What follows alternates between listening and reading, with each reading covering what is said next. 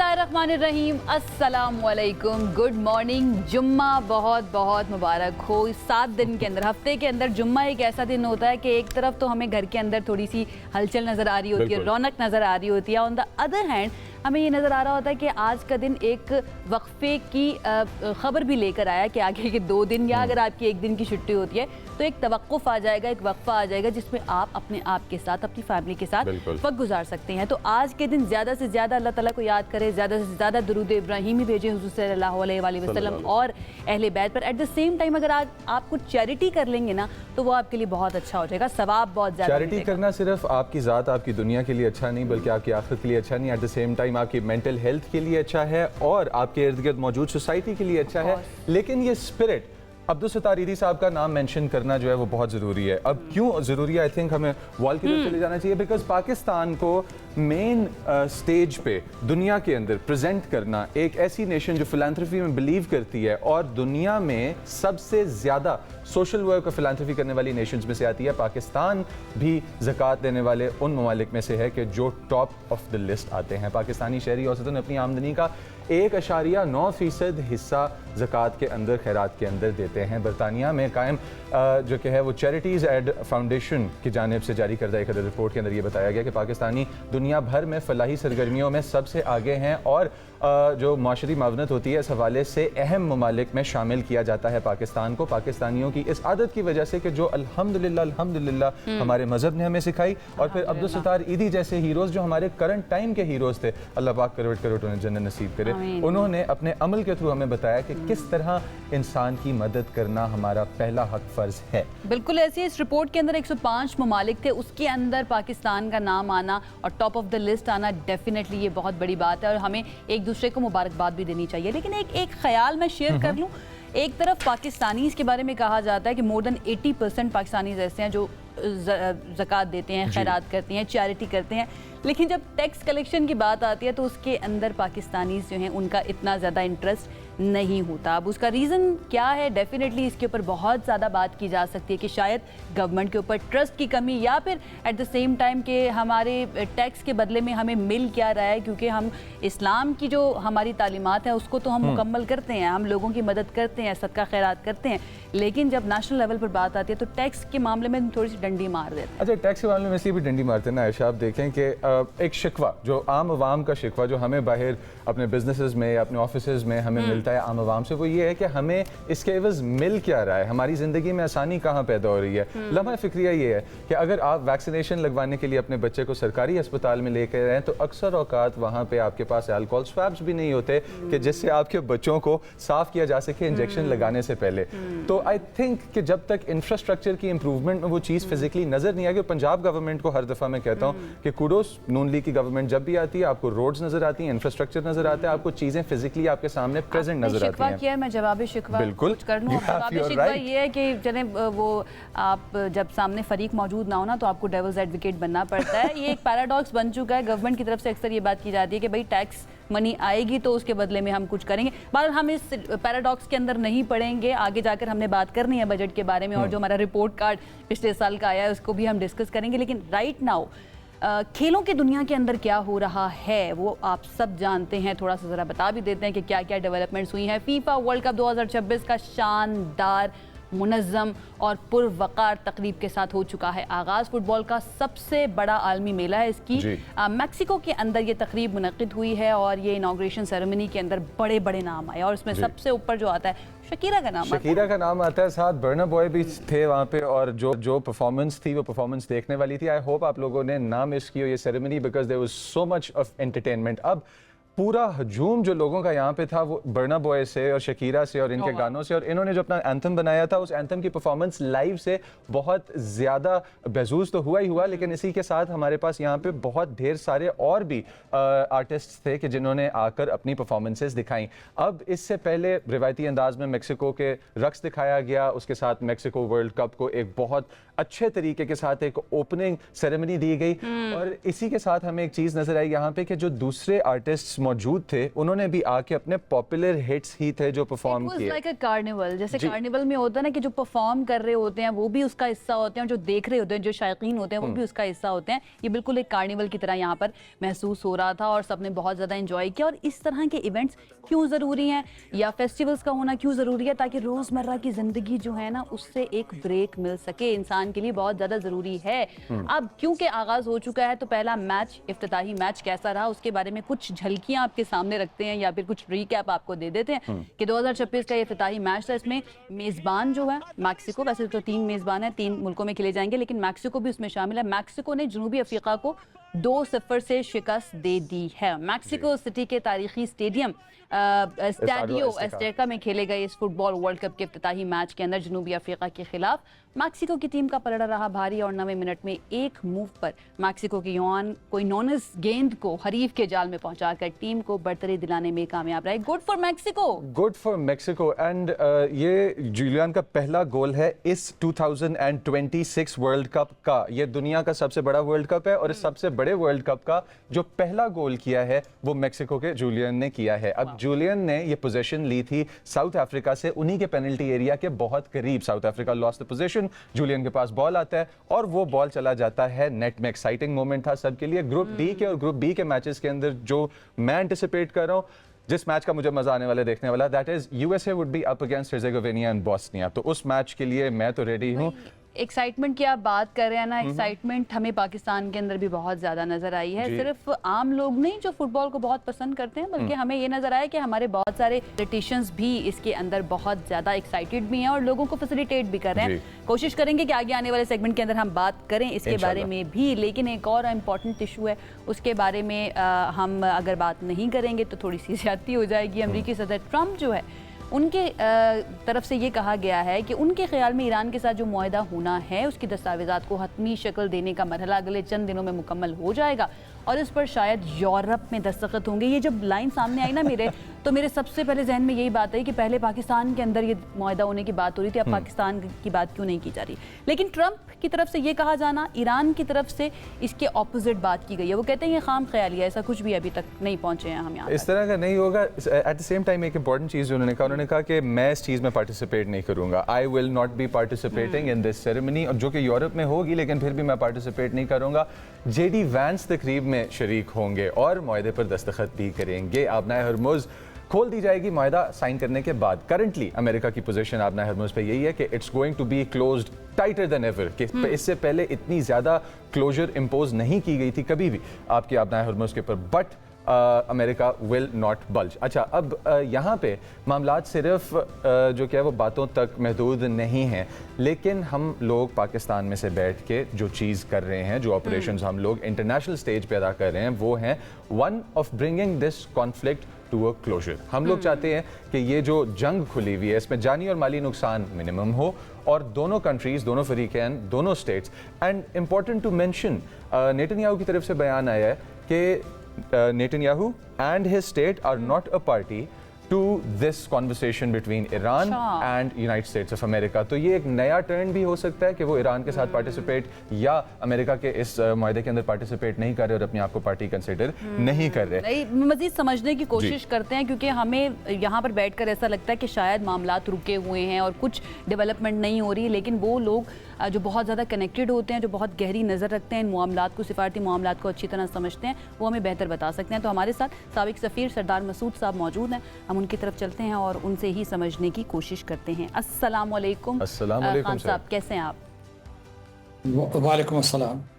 बहुत शुक्रिया हमें ज्वाइन करने के लिए। मसूद साहब, ये सारी सिचुएशन के अंदर कोई डेवलपमेंट वाकई में हो रही है या फिर ट्रंप बीइंग ट्रंप वो एक स्टेटमेंट दे देते हैं और ईरान की तरफ से उसको फिर कहा जाता है कि नहीं भाई ऐसी कोई बात नहीं है, कुछ हो रहा है, बात आगे बढ़ रही है मुआहदे की तरफ? सफारतकारी मुसलसल रही है, उसमें कोई किसी किस्म का कोई रखना नहीं आया, कोई रुकावट नहीं हुई। लेकिन ये बात ज़रूर है कि इन दोनों फरीक़ैन के एक दूसरे के साथ इख्तलाफात रहे हैं। वो जो सालसीन है, जो मौसम पाकिस्तान हुआ या क़तर हुआ या दूसरे जो है इसमें सऊदी अरब और तुर्की भी खासे मुतहरिक रहे, मिस्र भी, तो मुसलसल कोशिश करते रहे हैं कि इनके इख्तलाफात कम हों। जो लीड मीडिएटर है वो पाकिस्तान रहा है। और अब जो है कतर इसलिए मुतहर्रिक हुआ है कि जो ईरान के मुंजमद असासे अमेरिका के पास है $24 बिलियन के करीब, उनके बारे में कोई समझौता हो जाए। तो एक तरफ जो है आपने देखा होगा कि पिछले 3 दिनों में एक मरतबा फिर जंग छिड़ गई थी अमेरिका और ईरान के दरमियान, और उससे पहले जो है कोई इसराइल और ईरान के दरमियान भी हमले और जवाबी हमले हुए थे। तो सूरत हाल बहुत कशीदा हो रही थी। कल जो है सदर ट्रंप ने धमकी दी थी कि वो एक और सख्त हमला करेंगे, और उन्होंने खाग आइलैंड का नाम भी लिया था, लेकिन आज उन्होंने कहा है कि इस किस्म के हमले उन्होंने मौखर कर दिए हैं और वो नहीं करेंगे। तो इसका मतलब है कि ये इस बात की दलील है कि मुज़ाकरात का अमल आगे बढ़ रहा है।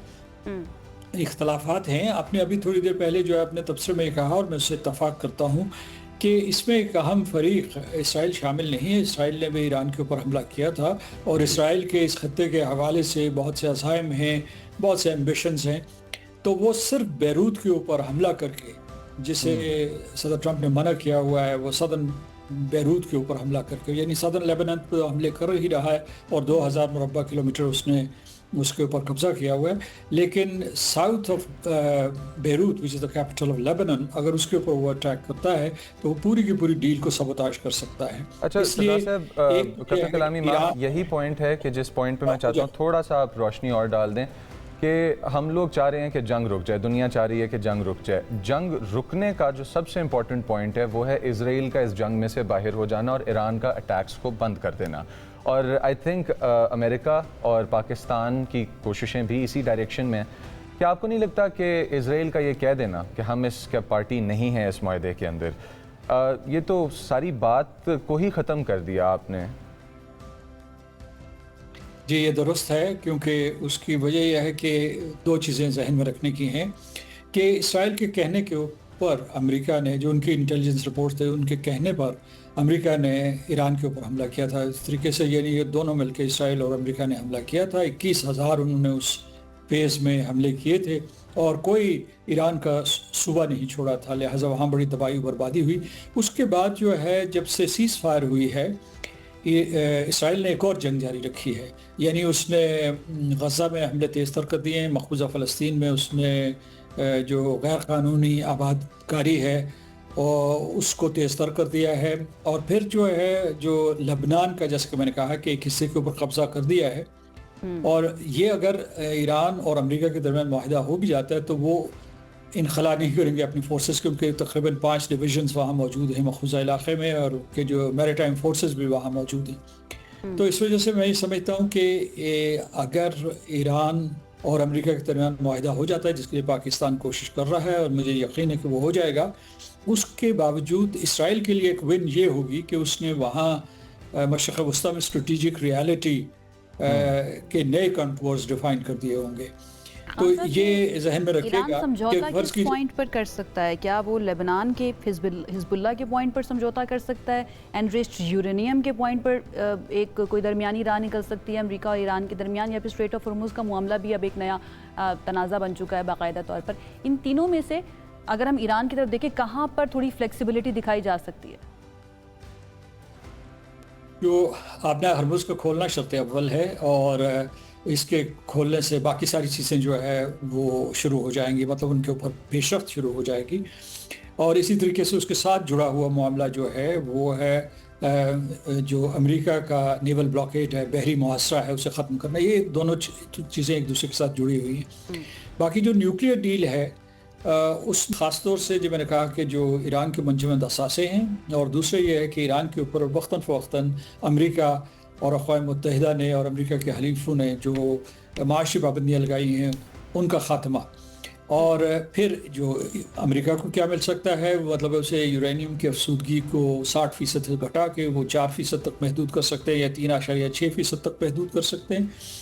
और दूसरी ये है कि एक किस्म के उसके ऊपर पाबंदी, मॉरेटोरियम लगाया जा सकता है कि जनाब इस शरह से आगे किसी किस्म की कोई अफसूदगी वो इतने बरस के लिए नहीं करेंगे। और तीसरी चीज़ ये हो सकती है कि उनके न्यूक्लियर स्टॉक पाइल्स हैं जिनकी कोई क्वांटिटी जो है वो तकरीबन 440 केजी के करीब है। उसके बारे में ये हो सकता है कि अमेरिका मान जाए कि बजाय उनको ईरान से ले जाए या ईरान उनके हवाले कर दे या ईरान उनको ईरान के अंदर ही डाउन ब्लेंड करके फ्यूल में तब्दील कर दे, या फिर आखिरी रास्ता ये हो सकता है कि रूस ने चूंकि पेशकश की हुई है तो रूस के हवाले कर दिया जाए, क्योंकि अगर आप 2015 में जाए तो पहले भी जो 2015 की न्यूक्लियर डील थी उसमें जो इसके स्टॉक पाइल्स उस वक्त थे वो उसने रूस के हवाले किए थे और कुछ मगरबी ममालिक को बेचे थे। ऑलराइट सर, ये क्लैरिटी लाने के लिए सबसे पहले तो थैंक यू, बिकॉज हमारे अवाम जिस तरह से इस मामले को अप्रोच करते हैं वो एक बहुत ही डिफरेंट एंगल होता है। आपको फिर भी तकलीफ देते रहेंगे और ज़रूर बुलाते रहेंगे और इसी तरह से आपसे सवालात पूछते रहेंगे। Thank you so much for giving us your time. Right viewers, हमारे पास दो इश्यूज़ हैं इस वक्त एट हैंड, एक यूरेनियम और दूसरा ट्रेड रूट्स, जो कि एक दूसरे से ज़्यादा डेंजरस है अगर आपके दुश्मन के हाथ में आ जाए। तो let's hope things cool down, we have to move towards a short break. साथ रहिएगा।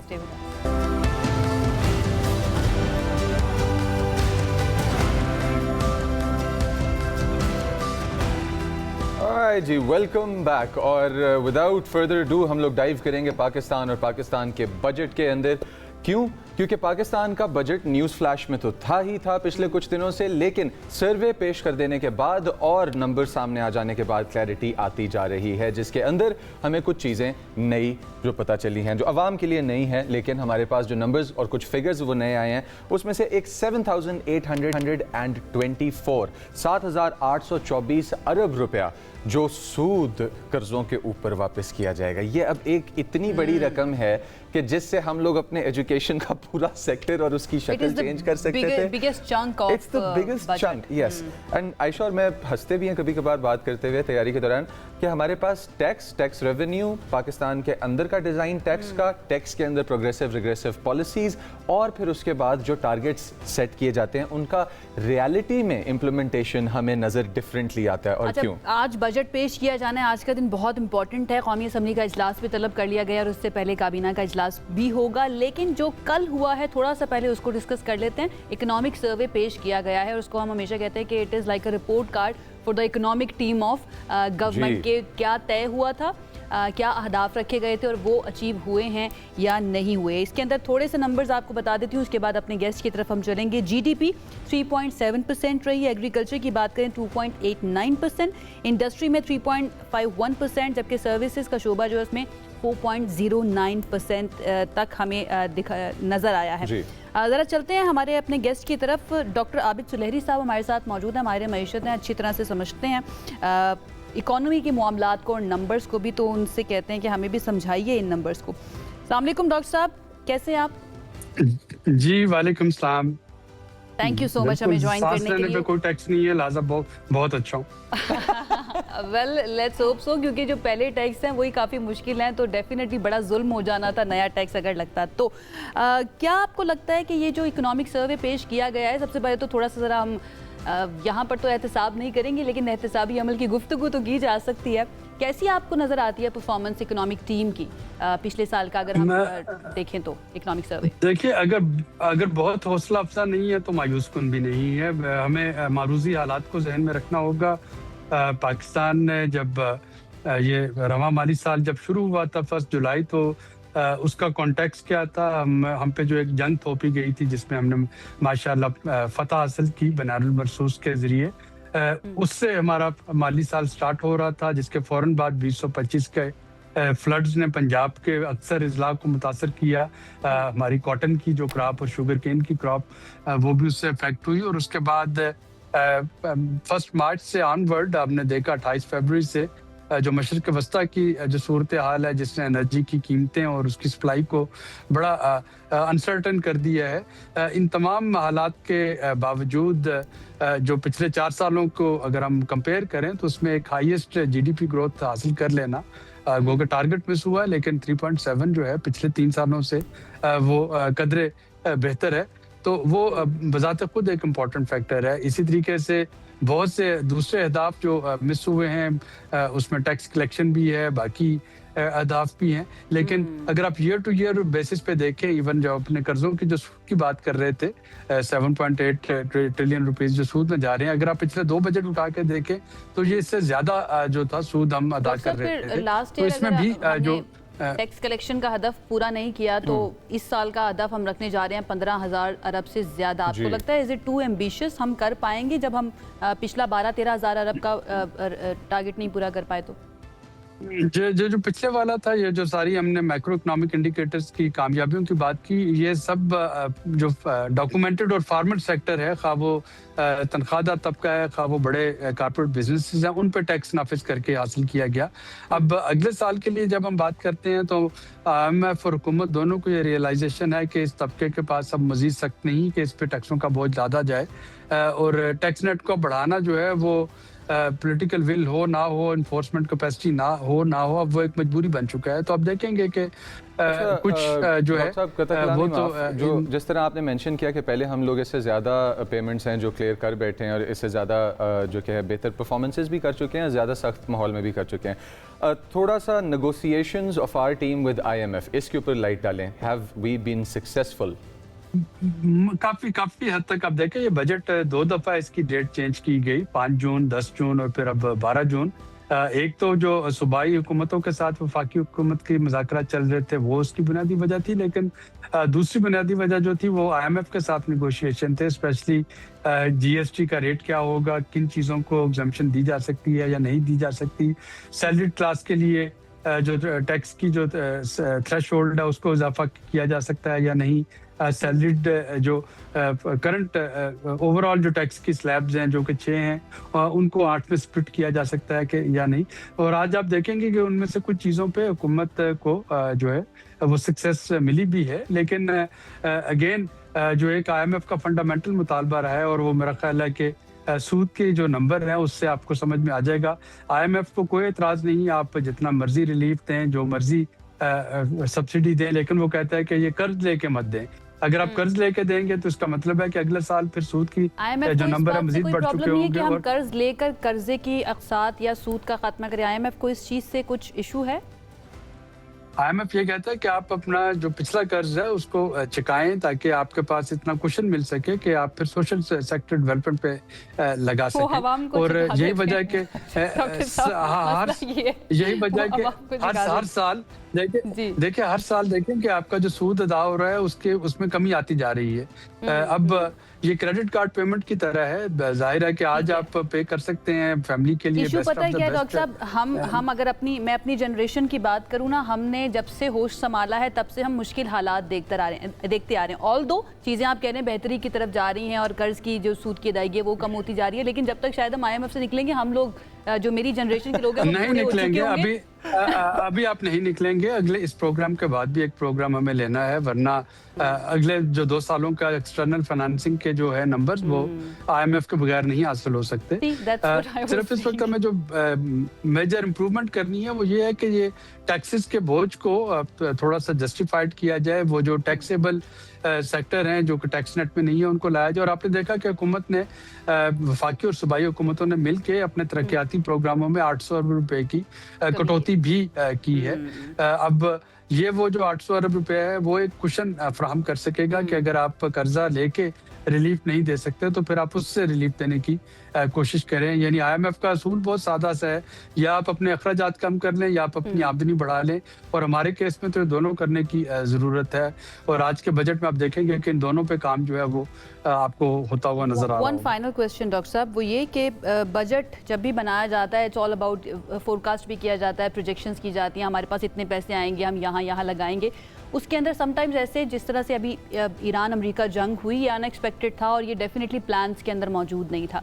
ऐसी सिचुएशंस के लिए क्या कंटिंजेंसी प्लान्स रखे जाते हैं पाकिस्तान के बजट में, या हमारी टीम, माशी टीम, उनके बारे में कोई तैयारी प्लानिंग करके रखती है? नहीं, 4 जो होते हैं अखराजात 4 किस्म के, उसमें ना तो आप कर्जों की अदायगी या डेट सर्विस पे कोई कंप्रोमाइज कर सकते हैं, ना आप डिफेंस पे कोई कंप्रोमाइज कर सकते हैं जो हमारे मशरकी और मगरबी बॉर्डर की सिचुएशन है, ना आप day to day running of government पे कंप्रोमाइज कर सकते हैं। तनख्वाहें और पेंशन देनी है तो पहले 3 D तो निकल जाते हैं। चौथा जो D होता है वो डेवलपमेंट होता है। उसी डेवलपमेंट बजट को आप कंटिंजेंसी बजट समझ लें। उसी डेवलपमेंट बजट से सोशल सेक्टर को चलाना है, उसी डेवलपमेंट बजट से बाकी सब चीज़ें करनी है। वही मुख्तसर सी किटी है और यही IMF हमें कहता है कि या पहले 3 जो मद है उनमें कमी ले आए, या फिर जो चौथा डी है उस पर कंप्रोमाइज़ करते चले जाएं। और ये चॉइस जो है ये हमारे पॉलिसी मेकर और वफाकी और सूबाई हुकूमतों की होगी। ये आखिरी बात जो आपने की है डॉक्टर साहब, ये बहुत प्यारी और समझने वाली बात है। अगर हमें समझ आ जाए तो हालात क्यों मुश्किल होते हैं और हालात क्यों टाइट होते हैं, जिस तरह से कहा जाता है हमारे स्ट्रीट्स में इस बात को कि हालात बहुत तंग हो चुके हैं, हालात बहुत मुश्किल हो चुके हैं। आई थिंक ये जो चौथा डी है जिसकी ऑप्शन होती है हमारे पास कि या हम वो ले लें या हम वो ले लें। तो thank you for joining us and thank you for taking it up for us. Ayesha, आपको नहीं लगता कि हम लोगों को नो रूम टू विगल में छोड़ दिया जाता?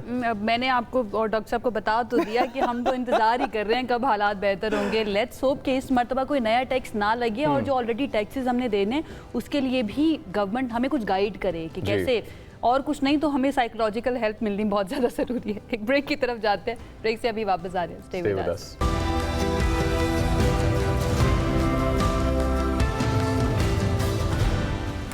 ज़िंदगी में ये फ़ैसला करना पड़े कि मुझे बाकी लोगों से मुख्तलिफ बनना है, यूनिक बनना है, तो ये बहुत ज़्यादा मुश्किल होता है क्योंकि इसके लिए मोटिवेशन चाहिए होती है, इसके लिए आपको वक्त चाहिए होता है कि आप बैठकर सोचें कि ऐसा मैं क्या करूं जिससे मैं दूसरों से मुख्तलिफ हो जाऊं और थोड़ा प्रोमिनेंट हो जाऊं। जो लोग ऐसा कर लेते हैं वो रिकॉर्ड्स बना देते हैं। एक ऐसे ही ज़बरदस्त मेहमान हमारे साथ मौजूद हैं जिन्होंने सोचा और सोच कर एक रिकॉर्ड भी बना लिया। पेशावर से करदू तक तकरीबन 808 किलोमीटर का तवील, दुश्वार गुजार और पहाड़ी रास्ता इन्होंने पैदल चलकर और दौड़कर तय किया है और एक तरह से एक नया रिकॉर्ड भी बना लिया है। नया रिकॉर्ड बना लिया आयशा, लेकिन सिर्फ डिस्टेंस को ना देखें, आप हिम्मत को देखें। रिकॉर्ड सिर्फ डिस्टेंस और एफर्ट में नहीं बल्कि हिम्मत में, मेंटल रेजिलियंस में भी काउंट होता है। और ये दौड़ इन्होंने जब मुकम्मल की तो उसके बाद इनके तासुरात जो थे उनसे मैं भी बहुत इंस्पायर्ड हूँ कि सबसे पहले इन्होंने सजदा दिया। उसके बारे में भी आज हम बात करेंगे इनसे। हमारे साथ आज ये नौजवान, ये ज़बरदस्त मेहमान, ये खूबसूरत सोल मैं कह सकता हूँ, मसूद खान मौजूद हैं।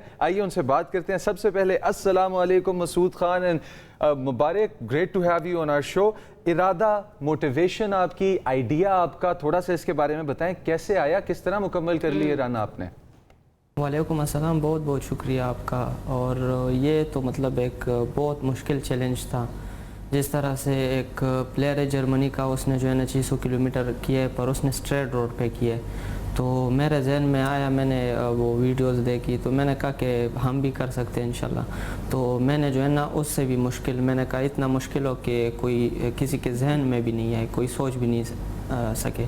तो मैंने जो है ना अल्हम्दुलिल्लाह फिर ऐसा रूट इख्तियार किया जैसे मैं पेशावर से स्कर्दू, और वो भी जो है ना कराकोरम हाईवे पे। तो बहुत ज़्यादा मुश्किलात का हमने सामना किया, मतलब बारिश, स्लाइडिंग, मतलब धूप, कहीं भी हमने देखा नहीं कि मतलब ये है वो है, बस हमने सिर्फ अपने मुल्क का सोचा। और जैसे पहले दिन ही मैंने ये कहा स्टेडियम में लोगों को, तो वो सारे हंस रहे थे, वो कह रहे थे कि ये तो मतलब एक अनोखा काम है और पागलपन है, ये तो हो ही नहीं सकता। वो सोच रहे थे तुम मजाक कर रहे हो। पहले दिन ही जब पेशावर से मैं अटक जा रहा था तो रास्ते में इतनी गर्मी थी, बहुत ज़्यादा, हद से ज़्यादा गर्मी थी। तो मुझे भी लगा कि ये चैलेंज जो मैंने अपनाया है, मतलब ये बहुत ज़्यादा मुश्किल है। मैंने जो है ना गलती तो की है, पर मैं जो है ना इस पे बचताऊँगा नहीं, क्योंकि मैं अपने मुल्क पाकिस्तान के लिए कर रहा हूँ, चाहे जो भी हो। अभी जो है ना मैंने इस वर्ल्ड रिकॉर्ड, क्या बात है, आपने बहुत सारे लोगों को गलत साबित किया है यानी कि। अच्छा मसूद, 808 किलोमीटर कहना बहुत आसान है, लेकिन जब आप आगाज़ कर लेते हैं इस तरह की किसी भी जर्नी का, तो उसके अंदर हम सब जानते हैं कि दुश्वार गुजार रास्ता, मौसम की सख्ती का आपने खुद से जिक्र कर लिया है। कभी कोई ऐसा मौका आया आपने कहा कि मैंने क्या शुरू कर लिया है, और व्हाट केप्ट यू गोइंग है? एक्चुअली मैं ये जानना चाह रही हूँ कि आपके दिमाग के अंदर उस वक्त क्या चल रहा था? जी अल्हम्दुलिल्लाह बहुत अच्छा लग रहा है। जैसे मैंने स्कर्दू में फ़िनिश किया, मतलब मुझ पे जो हालात गुजरे थे, मेरी जो इंजरीज़ थी, बहुत से मसलों का मैंने सामना किया था, तो मतलब बहुत अजीब सा फील हो रहा था। जैसे 10 मीटर रहता था, वो जो है ना मैंने फ़िनिश से पहले जो है ना एक लंबा सजदा लगाया और अल्हम्दुलिल्लाह जो है ना अल्लाह ताला का शुक्र अदा किया। और फिर भी जो है ना मतलब मैंने जैसे सजदे में था तो मेरे आंखों से आंसू आ रहे थे कि मतलब मैंने जो है ना एक ऐसा काम किए जो मतलब किसी एक के मुंह पे हो के नहीं हो सकता। तो फिर भी सही है। हर किसी के मुंह पे हो कि नहीं हो सकता, नहीं हो सकता, ये मतलब जहन में ही नहीं आता, तो फिर भी जो है ना अल्हम्दुलिल्लाह किसी एक के मुंह पे हो कि नहीं हो सकता। आयशा, एक इंग्लिश में एक बात कही जाती है, कहते हैं कि when they tell you it can't be done, do it twice and take pictures. मेरे ख्याल से ये मसूद आपने किया, तो ये जब चैलेंज आपने सोचा कि अच्छा ये चीज़ है, ये मैं करना चाहता हूँ और ये मैं करके दिखाऊंगा सारी दुनिया को, इसकी थोड़ी तैयारी वाले पार्ट पे, थोड़ी तैयारी वाले एस्पेक्ट पे इसके फोकस करें, और कितनी थी, कैसे थी, किस तरह किया? जी मैंने जो है ना इसके लिए तैयारी तो की थी, मतलब इस तरह नहीं की थी जिस तरह मैं भाग रहा था। मैं छोटी इवेंट्स के 21-42 किलोमीटर की तैयारी कर रहा, फिर अचानक मेरे जहन में ख्याल आया, तो तकरीबन 1 हफ़्ते की तैयारी की थी, तो मतलब फिर उस पे किया मैंने अल्हम्दुलिल्लाह। 3 साल से मैं खेल रहा हूँ, पर इस इवेंट के लिए नहीं की थी, क्योंकि ये बैकेयर अल्ट्रा है, मतलब 808 किलोमीटर। एक हफ्ते की तैयारी, 808 किलोमीटर का फासला, कभी कोई ऐसा लम्हा आया मसूद इस पूरी दौड़ और इस पूरी जर्नी के दौरान कि आपने सोचा हो कि बस बहुत हो गई है, यहीं से वापस चला जाता हूँ, जितना कर लिया उतना काफ़ी है? जी बिल्कुल, इस तरह तो मतलब बहुत दफ़ा जो है ना मेरे जहन में आया, जैसे पहले दिन ही मेरे जहन में आया, पर मैंने कहा नहीं रुकना है। फिर आखिरी दिनों में मेरी हालत ऐसी थी कि मतलब इसमें बहुत कुछ हो सकता है, इसमें गुर्दे भी फेल हो सकते थे। टीम तो हमारी साथ थी, मतलब ये इंसानी जो है ना उससे बाहर है ये काम, तो फिर इसमें गुर्दे भी फेल हो सकते हैं, बहुत चीज़ों का जो है ना मतलब मसला हो सकता था। घुटने तो ऑलरेडी जो है ना अभी कम, और घुटने इसका बहुत ज़्यादा मसला है, हद से ज़्यादा। मतलब मैं चलता भी हूँ तो मुश्किल से चलता हूँ। मैं रात को जो है ना लेट जो है ना मुझे दर्द जगा देती है कि मेडिसिन का वो असर ख़त्म हो जाता है, फिर मेडिसिन लेता हूँ, फिर सोता हूँ, तो मतलब मुश्किल बहुत ज़्यादा थी। फिर मेरे जहन में आया आखिरी जो 100 किलोमीटर रहता था कि ये तो मतलब अभी मैं चल नहीं सकता, तो ये मैं कैसे करूँगा। पर फिर भी जो है ना मतलब मेरा जहन था, 10 दिन में हमने टारगेट बनाया था, पर हमने कहा मतलब जिस स्पीड से हम जा रहे थे, हमने कहा हम 8 में फ़िनिश कर लेंगे। फिर आखिरी दिन में हमारी इतनी इंजरीज आई कि उसकी वजह से जो है ना जो 100 किलोमीटर रहता था, तो हम डेली 120 करते थे, वो 100 किलोमीटर हमने मुश्किल से 2 दिन में फिर किया था। तो फिर जो है ना हमने 808 किलोमीटर मतलब 9 दिन में हमने फिर अल्हम्दुलिल्लाह तय किया, क्योंकि बहुत ज़्यादा मसले थे, हद से ज़्यादा। अल्लाह पाक से हम भी दुआ करते हैं, और नेशन भी जो देख रही है वो भी दुआ करते हैं कि हमारे एथलीट को ये अल्लाह पाक बहुत अच्छी सेहत बहुत जल्द अता फरमाएं, कि जो घुटनों का और कमर का इशू, जो स्पोर्ट्स इंजरीज हैं, इनमें से रिकवर कर जाए। अगला टारगेट मसूद आपका? इंडिया की लड़की है, उसका रिकॉर्ड है, मैं चाहता हूँ कि उसने स्ट्रेट रोड पे किया 110 दिन और 23 घंटे और 24 मिनट में किया, तो मैं चाहता हूँ मैं इस रिकॉर्ड को तोड़ूँ इंशाल्लाह, और इसको जो है ना अपने पाकिस्तान के नाम करूँ, अपने पाक फ़ौज के नाम करूँ इसी तरह, और अपने मुल्क का परचम जो है ना पूरी दुनिया में ले रहा हूँ। तो मतलब उनका रिकॉर्ड मैं इंशाल्लाह 105 दिन में तोड़ूँ। जितना मैं चाहता हूँ सख्त बनाऊँ इसको, कि अगला सोच है भी, मतलब अभी मैं उसके रिकॉर्ड का सोच रहा हूँ कि मैं तोड़ सकता हूँ, कि मेरे रिकॉर्ड, मैं ऐसा रिकॉर्ड बनूँ कि कोई सोच भी नहीं पाए, वो कहे ये तो पागलपन है बस। मसूद, जब आप अपने इर्द गिर्द देखें और आपको कोई मुखालिफ नज़र ना आए ना, तो फिर आपका मुकाबला अपने आप के साथ हो जाता है, और हमें नज़र आया कि आपने अपने आप को तस्खीर किया है, अपने आप को हराया, वो पार्ट्स को आपने छोड़ दिया जो डरते थे कि नहीं मुकम्मल हो पाएगा। आपने 808 किलोमीटर का ये फासला तय किया है, बहुत बहुत मुबारक आपको। अल्लाह करे इसी तरह से आप आगे बढ़ते रहें और अपना नाम भी रोशन करते रहे, पाकिस्तान का नाम भी रोशन करते रहे। बहुत शुक्रिया मसूद खान साहब हमारे साथ मौजूद थे। अब फौरन चलते हैं एक ब्रेक की तरफ। इंस्पिरेशन का एक जो है ना वो फील हो रहा है, लोड फील हो रहा है, तो वो उसके लिए एक ब्रेक जरूरी है। ब्रेक से अभी वापस आएंगे, मजीद बात करेंगे। स्टे विद अस।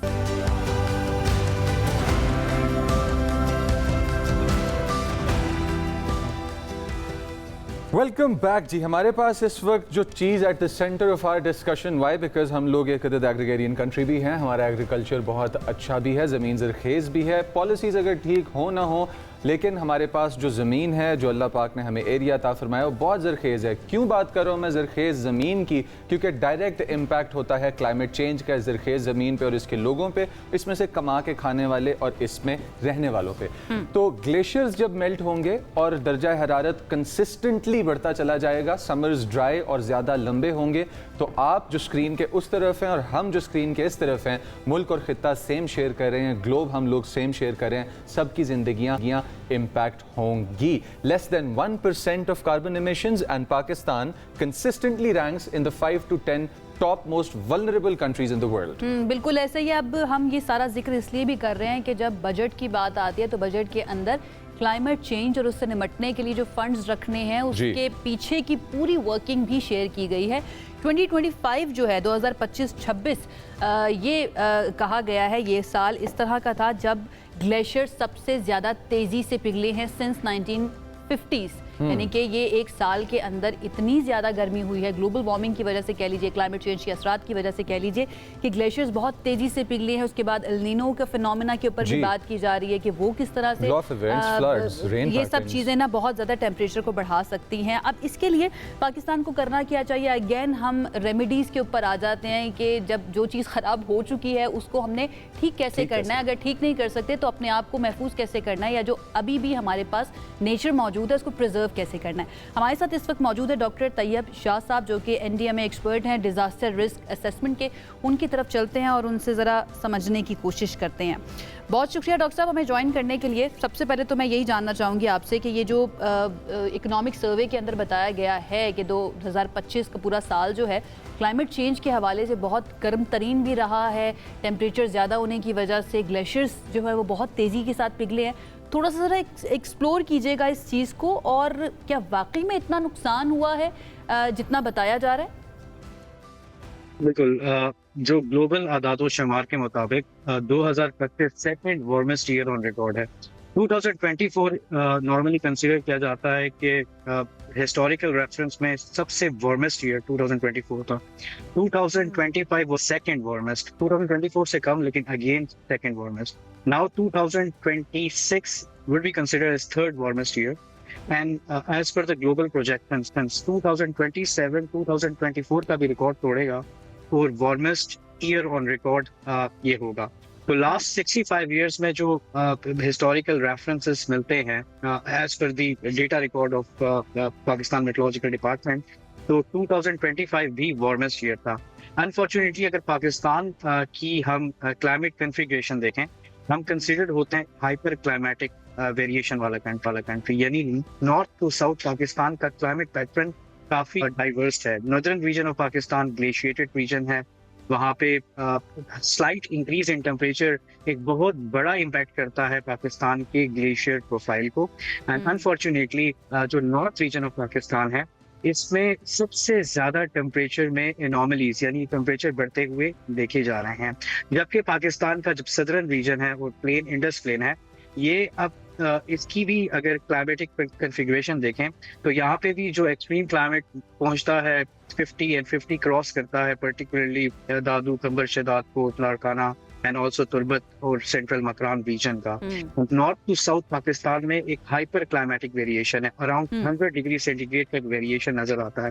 यानी विंटर की जो टेम्परेचर पाकिस्तान के नॉर्थ में है और समर की जो टेम्परेचर पाकिस्तान के सेंट्रल एंड साउथ में है उनमें 100 डिग्री सेंटीग्रेड का एक temperature variation, it is known as hyper climatic variation, जिसकी वजह से Pakistan is considered as fourth most vulnerable country in the face of climate change. And unfortunately जितनी भी रिपोर्ट्स हैं, चाहे वो जर्मन वॉच हो, क्लाइमेट चेंज रिस्क। डॉक्टर साहब, इसमें हमारा कसूर, पाकिस्तानियों का कितना कसूर है?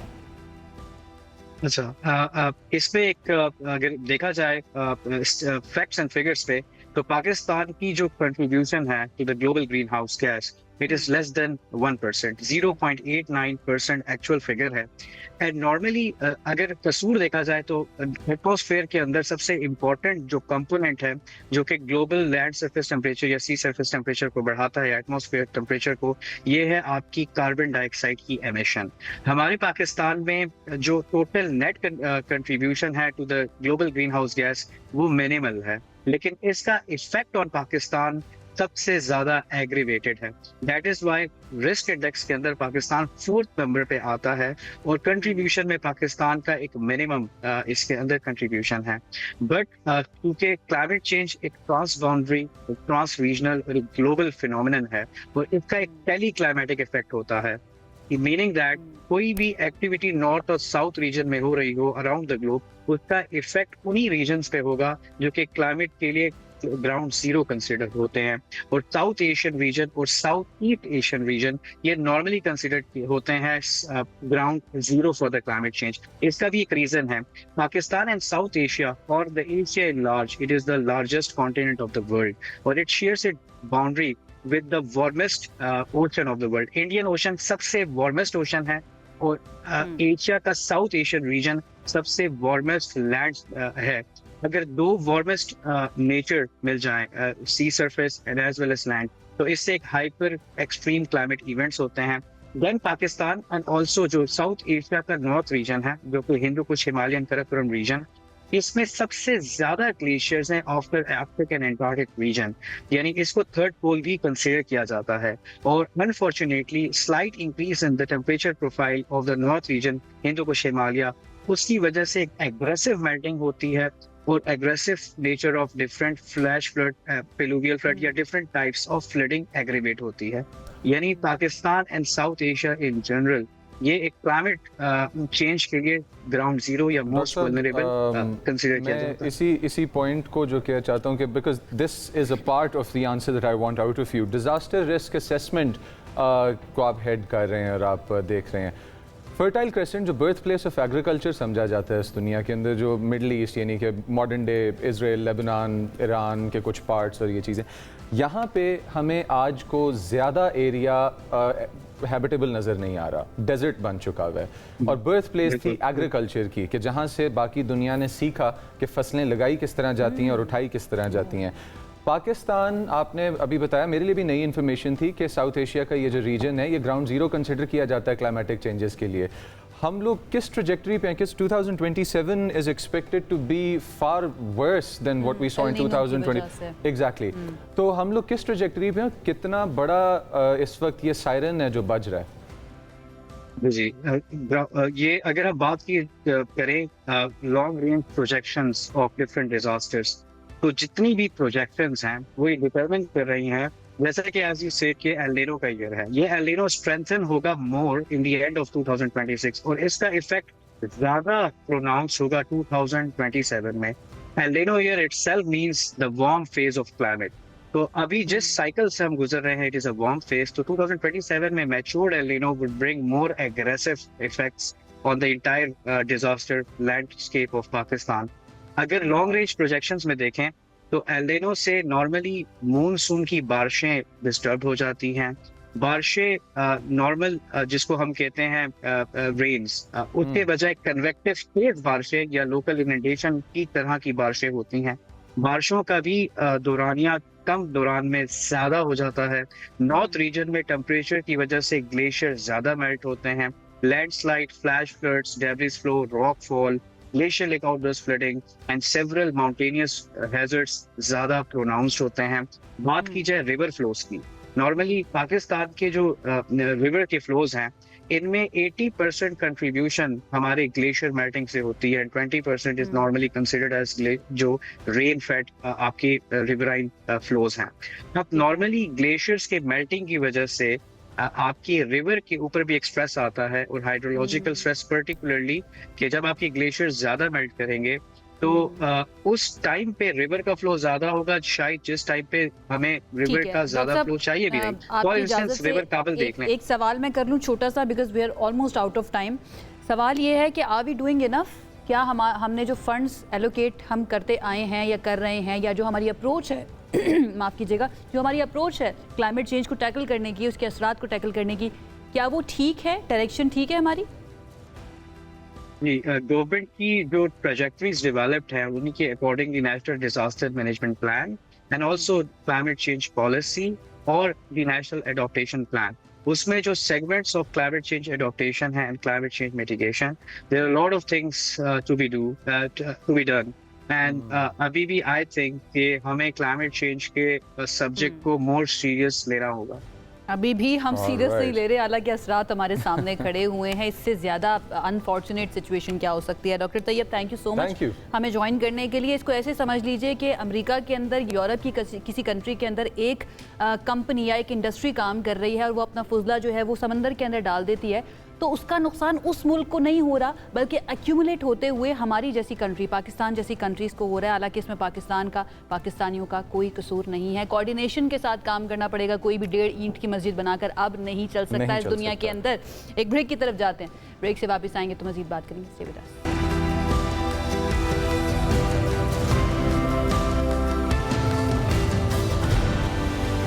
ब्रेक के बाद आपको खुश आमदीद कहते हैं। चंद रोज़ पहले हमने एक सेगमेंट किया था और हम बार बार उसके बारे में अनाउंसमेंट भी करते आए हैं कि राहत फ़तेह अली ख़ान साहब जो हैं, जो लिविंग लेजेंड हैं, जिनको हम सब बहुत पसंद करते हैं, उन्होंने हाथ जोड़ा है, हाथ मिलाया है बल्कि हम कह सकते हैं, प्रेम नगर एक चैरिटी के साथ। अब प्रेम नगर क्या करता है कि नादार बच्चों, यतीम, कमज़ोर जो हमारे माशरे के अफराद हैं, उनको सपोर्ट करने के लिए एक फ़लाही इदारा है। और ये फ़लाही इदारा इस तरह के कॉन्सर्ट्स भी करवाता है और जब कॉन्सर्ट से मनी जनरेट होती है उनको खर्च किया जाता है मुख्तलिफ प्रोजेक्ट्स के ऊपर, जो कि माशरे के लिए बहुत ज़्यादा ज़रूरी हैं। अब कराची के अंदर तो ये हो चुका है कॉन्सर्ट 5 जून को, और इसके मनाज़र आप देख भी रहे हैं, क्या ही ज़बरदस्त टर्न आउट लोगों का रहा है और लोगों ने बड़ा एंजॉय भी किया। नेक्स्ट क्या है मुजम्मिल? नेक्स्ट हमारे पास हैदराबाद के अंदर, और हैदराबाद के अंदर ये धूम मचेगी पीसी लेगेसी होटल में, जहाँ पे हमारे ये मशहूर और ये ऐसी वॉइस के जो आपको एक अलग दुनिया में ले जाती है। ठीक है, इस अलग दुनिया में अगर आप जाने के लिए तैयार हैं राहत फ़तेह अली ख़ान साहब की आवाज़ के साथ, तो 14 जून तैयारी रखिएगा। That is the date, PC legacy hotel, और टिकट्स अवेलेबल हैं टिकट वाला पे। और जितना आप दिल खोल के सपोर्ट करेंगे तो ये सारा रेवेन्यू जो जनरेट होगा ये जाएगा उन बच्चों के लिए, उन ख़वातीन के लिए, सोसाइटी के उन लोगों के लिए कि जो आप हेल्प डिज़र्व करते हैं। What a nice way to help people out, right? आप एंटरटेन कर रहे हैं, म्यूजिकली उनको आप अमेज कर रहे हैं, and eight the same time आप जाके हेल्प कर रहे हैं। हमें क्रेडिट देना चाहिए डॉक्टर रमेश कुमार को, जो कि रूहे रवां हैं प्रेम नगर के। इसके साथ ही आगे बढ़ते हैं, क्योंकि कुछ इश्यूज ऐसे हैं जिनको डिस्कस ना करना जो है ना, एक तो बहुत बड़ा चैलेंज भी है, दूसरा ये कि मसला इतना बड़ा बन जाता है कि उसके बारे में अक्सर ना थोड़ी सी बात करके या कह के हाँ भाई ये तो गलत बात है, ऐसा नहीं होना चाहिए, हम आगे बढ़ जाते हैं, उसके ऊपर काम नहीं किया जाता। कैसा मसला है पाकिस्तान के अंदर चाइल्ड लेबर का? हालिया आदादोशुमार जो हमारे सामने आए तो हमने सोचा कि भाई इसके ऊपर लाजमी बात करनी चाहिए, स्टेक होल्डर्स को सोचना चाहिए। मुल्क भर में तकरीबन 1,20,00,000 बच्चे ऐसे हैं जिनकी उम्र 5 से 17 साल के दरमियान है और मुख्तलिफ अक़साम की मजदूरी के अंदर, चाइल्ड लेबर के अंदर वो मसरूफ़ हैं, जबकि 5 से 16 साल की उम्र के तकरीबन 2,51,00,000 बच्चे जो हैं वो स्कूलों से बाहर भी हैं। ये एक इटसेल्फ बहुत बड़ा अलमिया है। अब बच्चों से मुशक्क़त का ज़्यादातर हिस्सा जो है ना वो 2 ही इलाकों के अंदर लिया जाता है, जहाँ पर मजमूई तौर पर चाइल्ड लेबर का 88% मौजूद है। मुजम्मिल, एक इंसान की बुनियाद जो है कहा जाता है उसके बचपन के अंदर बनती है, और अल्लाह ताला ने कहा है कि भाई आपके डिस्पोजल पे मैंने पूरी कायनात बनाई है, उससे तुम सीखते क्यों नहीं हो? लेकिन एक ऐसी उम्र जब बच्चे को हमें खूबसूरत दुनिया दिखानी चाहिए, हम उसको हवाले कर देते हैं एक बहुत ही बदसूरत दुनिया की, कि शायद यही ज़िंदगी है, तुमने इसी तरह से ज़िंदगी गुजारनी है, और बहुत बड़ा हक हम उनका मार लेते हैं। तो आज हम ज़रा इसको एक्सप्लोर। अच्छा, चाइल्ड लेबर को आज ग्लोबली ऑब्जर्व किया जा रहा है, क्योंकि ऑफिशियली ये दिन भी चाइल्ड लेबर और चाइल्ड लेबर में जो क्राइम्स किए जाते हैं उनकी अवेयरनेस के लिए बहुत ज़रूरी है। मैं एड्रेस करना चाहता हूँ एक ऐसी बात को कि जिस बात को मीडिया के ऊपर लेके आना चाहिए और उसके ऊपर फोकस रखना चाहिए, और वो उन बच्चों की abuse at work places. I am talking about physical abuse, mental और इमोशनल तो होती है। जब अंडर एज बच्चा ट्रक अड्डों पे जाके और वर्कशॉप्स पे काम करता है एक एनवायरनमेंट में कि जहाँ उसके माँ बाप या उसका कोई प्रोटेक्ट करने वाला मौजूद नहीं होता, तो उस बच्चे की ज़िंदगी में मसाइल नहीं मसाइब रूनुमा होते हैं। आप इस चीज़ के ऊपर अपना फोकस अगर रखें कि आपके इर्द गिर्द आपने बच्चों के लिए इस इंफ्रास्ट्रक्चर में क्या पार्टिसिपेशन करनी है, कि they should stay in school, आपकी ज़कात के पैसे या मदद के पैसे किस तरह से किसी के घर में राशन पहुंचा सकते हैं ताकि उसका बच्चा साइकिल मोटरसाइकिल वर्कशॉप पे चेनें फिक्स ना कर और जहाँ से रेंच और प्लास से मार पड़े उसके उस्ताद के हाथों, तो आप बेहतर इंसान कहलाएंगे और समझेंगे भी अपने आप को। बिलीव मी कि ये पीस जो आपके दिल को मिलेगा ये किसी भी पीस से ज़्यादा बड़ा पीस है, नोइंग कि एक बच्चा जहाँ जाना चाहिए वो वहीं जा रहा है, दैट इज़ स्कूल, या अपने घर में, या अपने घर की किसी ऐसे सेफ एनवायरनमेंट में कि जिस सेफ एनवायरनमेंट में उसकी नशोनुमा पे गौर किया जा रहा है, ना कि उस केमिकल लेडन फैक्ट्री में कि जहाँ प्रॉबेबली कुछ सालों बाद उसको कैंसर या कोई ऐसा डिजीज हो किया क्या जा रहा है। ये बड़ा ज़रूरी है कि इसको डिस्कस किया जाए। हमारे साथ इस वक्त मौजूद है senior programme officer International Labour Organization Pakistan, Syed Sagheer Bukhari साहब ने हमें ज्वाइन किया स्टूडियोज के अंदर, उनको वेलकम करेंगे। अस्सलाम वालेकुम। वालेकुम अस्सलाम। कैसे हैं आप? ठीक ठाक? Thank you very much. अच्छा, बहुत ही अनफॉर्चुनेट है, आप हमारे इंट्रो में देख रहे होंगे कि we you know flow with it, कि हमने जो है ना अपने जज्बात की रो में हम बह गए। इकबाल का एक शेर है कि थे दियारे नौ ज़मीन व आसमां मेरे लिए, वुस्सत आगोश मादर एक जहां मेरे लिए। अपने अहद तिफली को वो ऐसे बयान करते हैं, और हमने जो हमारे बच्चे हैं उनको छोड़ दिया है कि 1,20,00,000 बच्चा चाइल्ड लेबर के अंदर जुड़ा हुआ है, उसके ऊपर काम उसको किया जा रहा है। प्लीज़ बताइएगा ये नंबर्स क्या बताते हैं हमारे हालात के बारे में? देखिए, ये जो नंबर्स हैं ये बहुत अरसे के बाद हमारे सामने आए हैं। जो पिछला चाइल्ड लेबर सर्वे हुआ था वो आज से तकरीबन 20 साल से पहले हुआ, तो हमें 20 साल तक तो ये मालूम ही नहीं था कि ये तो बच्चे हमारी कितने हैं। तरजीहात है। सो अब जो पिछले चंद सालों से सूबों ने और कौमी सतह पे जो नंबर्स की बात हुई, तो ये कुछ नंबर्स हमारे सामने आ रहे हैं और ज़रूरी नहीं कि ये आज के लिहाज से ठीक हो, क्योंकि जितने बच्चे अब 12 से 13, 13 से 14 साल की उम्र में आ गए, हो सकता है इनकी तादाद कुछ बढ़ गई हो। तो ये नंबर बहुत अहम है, क्योंकि ये नहीं होंगे तो हम इसके बारे में सोच नहीं पाएंगे, इसके बारे में पॉलिसी साजी नहीं कर पाएंगे और हम इसको मैनेज नहीं कर पाएंगे। तो एक तो ये नंबर आपने दिया, एक और बहुत अहम नंबर है जो आपने शुरू में बात की कि लगभग 2,51,00,000 बच्चे स्कूल नहीं जाते। तो अगर वो स्कूल नहीं जाते तो सोचने की बात ये है कि वो कहाँ है। और ये दोनों जो फिगर्स हैं ये आपस में मैच करती हैं। सो हमारे नज़दीक ये वो बच्चे हैं जिनके बारे में हम सब साथियों को, तमाम सिस्टम को सोचना है कि हम इनको कैसे वापस स्कूल में लेके आएँ, जो कि इनकी जगह है, इनकी जगह काम की जगह अगर नहीं हम कंपैरिजन करें ना भारत के साथ, उसकी आबादी हम जानते हैं कि 1.25 अरब के करीब है, लेकिन वहाँ पर आउट ऑफ स्कूल बच्चों की तादाद 1.2 से 1.3 मिलियन के करीब है। जस्ट इन पाकिस्तान में हम कितने, तकरीबन 26 मिलियन के करीब है। डेफिनेटली देखें, लेकिन उसके अंदर एक 2.5 करोड़ एक इम्पॉर्टेंट एस्पेक्ट जो आता है, वो मैं अगला सवाल मेरा उसी इम्पॉर्टेंट एस्पेक्ट से रिलेटेड था कि जो अनडॉक्यूमेंटेड बच्चे हैं उनका तो आप उन्हें काट के फेंकते कहीं पे और पता ना चले। हमारे पास ये जो क्राइम और क्राइम की दुनिया पल रही है और जो अनडॉक्यूमेंटेड बच्चे हैं और उनका लेबर फोर्स में इस्तेमाल किया जाना, डॉक्यूमेंटेड बच्चा होगा कहीं ना कहीं कम ज़्यादा या गलती सही उसके लेबर का फ्रूट उस तक पहुंच रहा होगा कुछ ना कुछ, चाहे आप उसको फ्रूट ना भी कहें, चाहे वो आधी दिहाड़ी पे काम कर रहा हो बच्चा, क्वार्टर दिहाड़ी पे काम कर रहा हो बच्चा। लेकिन जो अनडॉक्यूमेंटेड बच्चे हैं, they're just being used as meat that can function in the society. वो कहते हैं ना, अगर आप टेबल पे नहीं है तो आप मेन्यू का हिस्सा है, तो आप ये बात कह रहे हैं। सो अनडॉक्यूमेंटेड से मुझे ये समझ आ रही है जो इनफॉर्मल इकोनॉमी में ही हैं, जिनके बेफॉर्म नहीं बने, जो बेफॉर्म नहीं बने, जो इनफॉर्मल इकोनॉमी में हैं, जिनकी बर्थ रिपोर्ट नहीं होती, जब हमारे इंफ्रास्ट्रक्चर की वीकनेसेस की बात होती है बच्चों को प्रोटेक्ट करने के लिए। ये बात आपकी बहुत अहम है और इस पे समझ और सीख होनी चाहिए कि जब भी कोई बच्चा पैदा हो उसकी शनाख्त सबसे पहले उसको मिलती है। हम नाम देते हैं जी, मगर वो नाम काफ़ी नहीं है जब तक कि वो हुकूमत के सिस्टम में उसके पैदाइश का इंदराज ना हो जाए।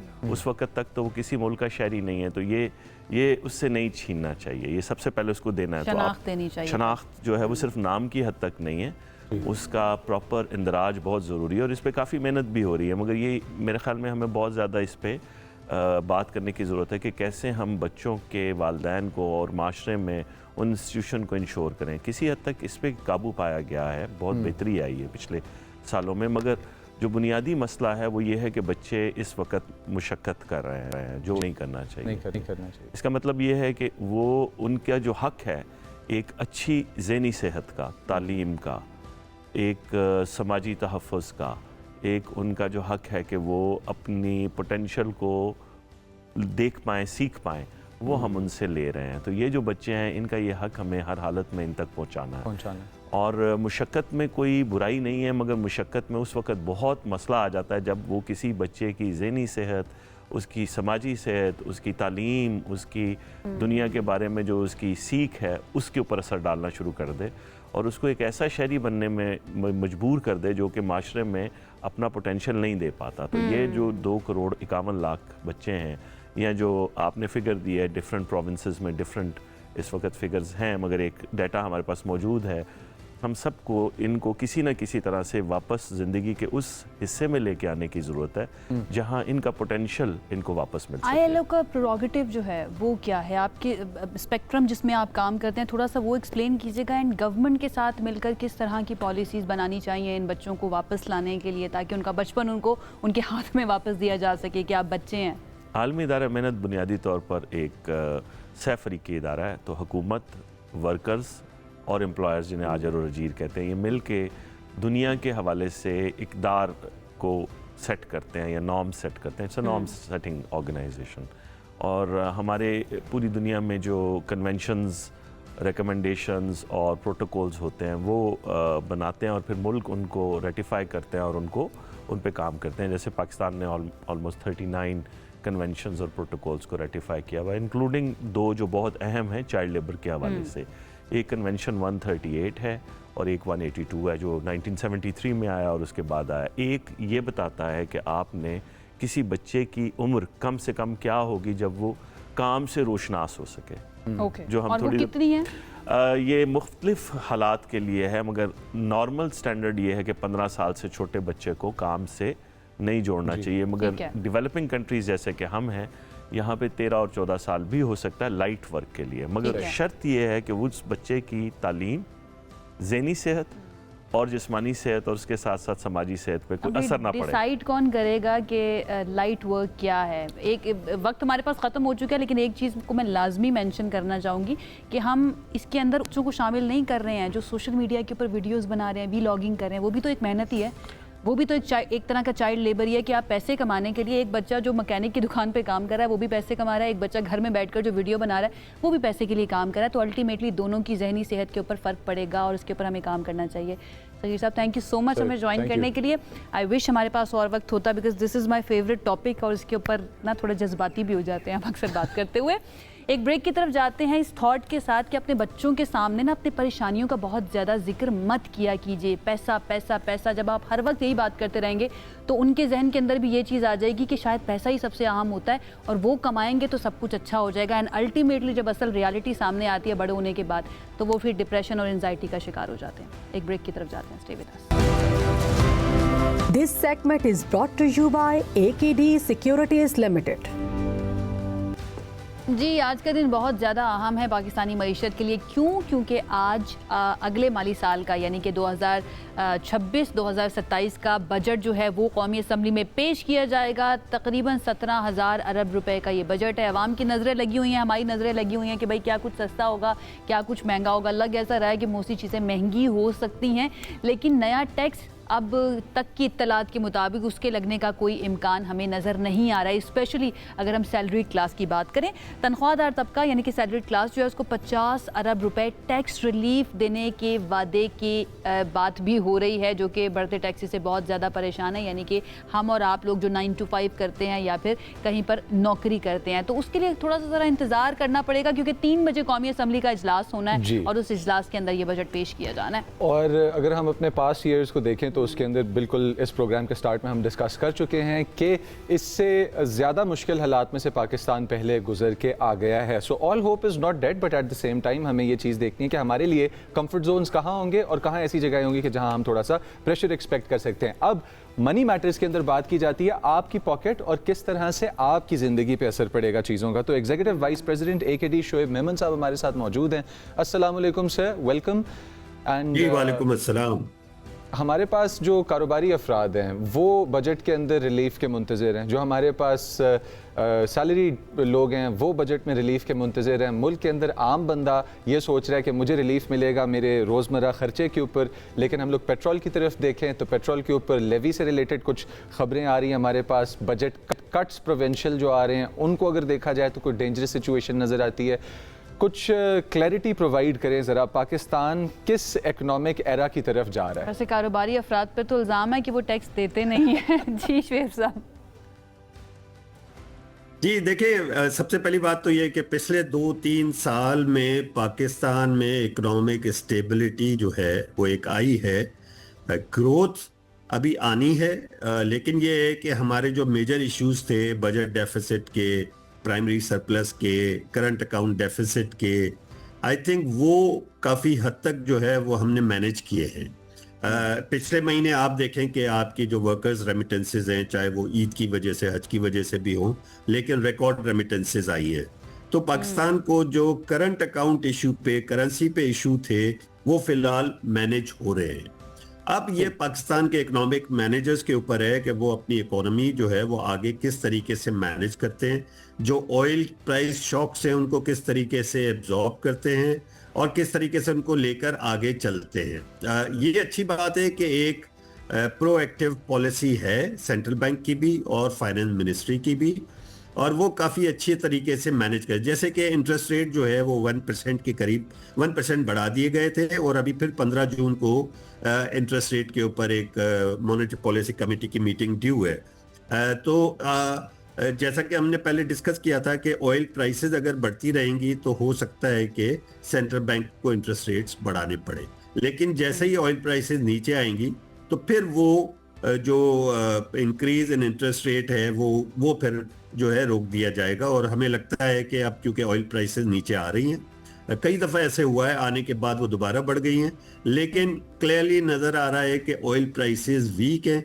जहाँ पे कहीं वॉर फ्रंट पे अच्छी खबरें आई कि वो रिजॉल्व हो गया इशू और वॉर जो है वो स्टॉप हो गई है, तो आई थिंक ऑयल प्राइस जो है वो तेजी से नीचे आएगी। कमिंग बैक टू बजट, तो बजट यही है कि जब आपकी इकोनॉमिक स्टेबिलिटी हो तो हालात वो नहीं है। आपने जो बात की एरा, हम किस एरा में हैं, हमने मैनेज किया है पिछले 2-3 साल में और हम बहुत ही कंफर्टेबल पोजीशन में हैं इस लिहाज से कि अब हम इकोनॉमिक ग्रोथ की तरफ भी हमें कंसिडर करना चाहिए। तो उस लिहाज से मुझे लगता है कि बजट जो है विल बी इन्वेस्टर फ्रेंडली। कुछ हद तक जाहिर है आपको टैक्सेस जो है वो लग सकते हैं और कुछ जो है वो स्ट्रक्चरल चेंजेस हो सकती हैं, कुछ जो है सेक्टर्स में कुछ में कम कुछ में ज्यादा हो सकता है, बट ओवरऑल मेरा ये ख्याल है कि ये इन्वेस्टर फ्रेंडली बजट होगा जिसके अंदर पॉसिबिलिटी है कि सुपर टैक्स को भी कम किया जाए और कॉर्पोरेट टैक्स रेट को भी कम किया जाए। अच्छा शुएब साहब, आपने रेमिटेंसेस का जिक्र किया कि वो ओवर द ईयर्स जो है वो थोड़ी बेहतरी की तरफ जा रही है, लेकिन इसी को अगर हम एक मुख्तलिफ जाविये से देखें या दूसरा रुख देखें, इकोनॉमिक सर्वे को मैं पढ़ रही थी कि उसमें ये बताया गया कि पिछला साल जो गुजरा है उसके अंदर 8 लाख लोग पाकिस्तान छोड़कर बाहर चले गए हैं। डेफिनेटली वो फिर अपनी फैमिलीज़ को पैसे भेजेंगे, डॉलर्स भेजेंगे, तो रेमिटेंसेस के अंदर इजाफा भी होगा। हमें किस बात पर खुश होना चाहिए, इस बात पर खुश होना चाहिए या गमगीन कि एक तरफ ठीक है रेमिटेंसेस आ रही हैं, हमें फ़ायदा हो रहा है, लेकिन दूसरी तरफ ब्रेन ड्रेन भी तो हो रहा है, लोग डिसअपॉइंट होकर मुल्क छोड़कर भी तो जा रहे हैं। And when it comes to economy it's all about psychology, नफ्सियात के अगर बहुत ज़्यादा हुकूमत पर भरोसा होगा तभी लोग टैक्स नेट के अंदर आना भी पसंद करेंगे, अदरवाइज़ वो टैक्स देना बिल्कुल भी पसंद नहीं करेंगे एंड गवर्नमेंट को इनडायरेक्ट टैक्सेस लगाने पड़ेंगे। हम इसको किस जाविये से देखें, क्या बेहतर है पाकिस्तान के लिए, ज़्यादा लोगों का बाहर जाना और वहाँ से रेमिटेंसेस भेजना?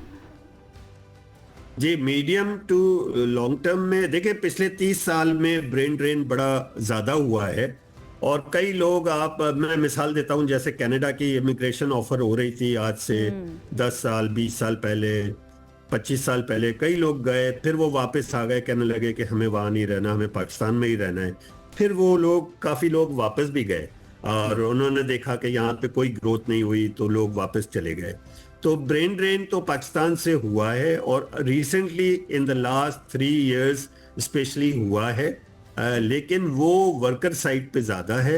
और आप देखें कि शॉर्ट टर्म तो बेनिफिशियल है क्योंकि हमारे जो है वो वर्कर्स रेमिटेंसेस बढ़ गई हैं। मीडियम टू लॉन्ग टर्म में डेफिनेटली हमें जो है अपने आप को अट्रैक्टिव बनाना पड़ेगा। फॉर एग्जांपल अगर आप देखें तो कराची को हम काफ़ी बेहतर बना सकते हैं क्योंकि इस वक्त जो है वो मिडिल ईस्ट जो है वो काफ़ी यानी रिस्कियर एसेट्स में आ रहा है, जहाँ जिसको लोग समझते थे कि जी मिडिल ईस्ट में, यूएई में, कतर में और इन सारी जगहों पे इन्वेस्टमेंट्स जो है बहुत सेफ हैं और बहुत बेहतर हैं, वहाँ पे अब लोगों को रिस्क फैक्टर्स जो है वो नजर आए हैं। तो हमें कोशिश करनी चाहिए कि हम बनाई जाती हैं सस्टेनेबल, डेफिनेटली वो लॉन्ग टर्म में फिर नहीं हो पाएंगी। तो फिर जो भी गवर्नमेंट हो, मैं सिर्फ इस गवर्नमेंट की बात नहीं करी, इससे पहले आने वाली जो गवर्नमेंट्स थी, वो फिर किस बात का प्राइड लेती हैं या किस बात के ऊपर कहती हैं कि हमने बड़ा अच्छा परफॉर्म किया? सिर्फ मैनेज करना या सस्टेन करना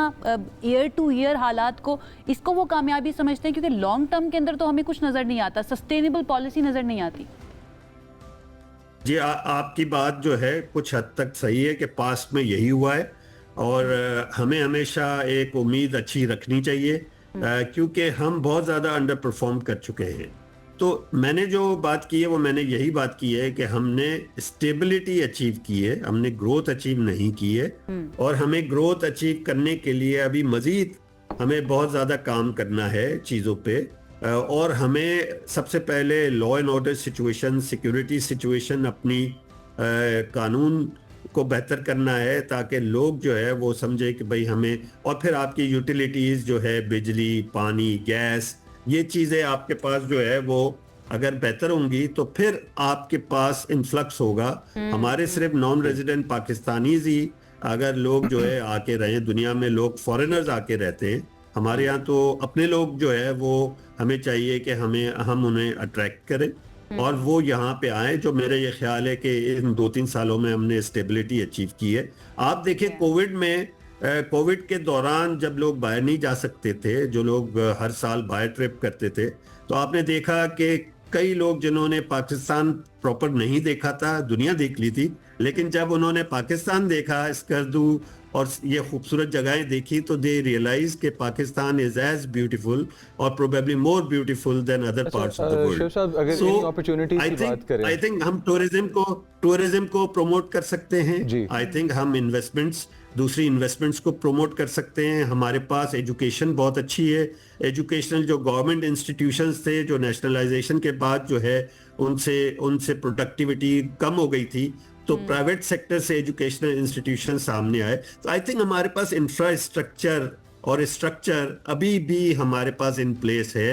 अगर हम चाहें तो हम आज पाकिस्तान को अच्छे तरीके से सेट कर सकते हैं और इसको ऑफर कर सकते हैं for investments to all over the world. Potential यानी कि बहुत ज्यादा मौजूद है। उस पोटेंशियल को अब हमने अपने इस्तेमाल में कैसे लेकर जाना है, this is the question of capability. उसके लिए अहलियत होना है। At the same time cryptocurrency discuss करते हैं, because that's the future. Exactly. बहुत शुक्रिया शुएब साहब हमें ज्वाइन करने के लिए। Always lovely to have you on the show. बड़ा मजा आता है आपसे बात करके। और इसके साथ ही हो चुका है वक्त खत्म आप हमारे प्रोग्राम का। इंशाल्लाह आपसे मुलाकात करेंगे हम मंडे को। तब तक बजट भी आ चुका होगा और उसके ऊपर जो भी हमने रोना है वो एक दूसरे के साथ मिलकर रो लेंगे। अपना बहुत ख्याल रखिए, अच्छा सा अपना वीकेंड गुजारिए। अल्लाह हाफिज। This segment is brought to you by AKD Securities Limited.